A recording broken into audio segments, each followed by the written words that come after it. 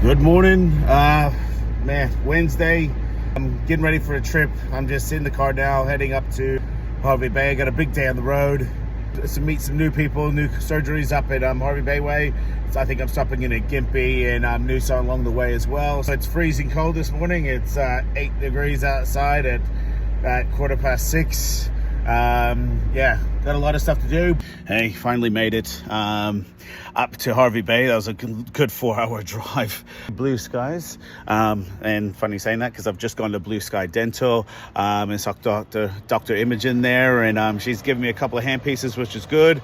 So it's good to catch up with them again, set up the hub for them and all that as well, which was nice. But yeah, I've got a few more places to go before I make the long drive back and try to get back in time for the game tonight. So we've got the Origin on tonight. So a little shout out to the Maroons, my color. Hey guys, just went and visited Hervey Bay Dental. Their place was probably about 50 meters that way, and I'm just walking down the sand now, and I'll show you what I can see right now.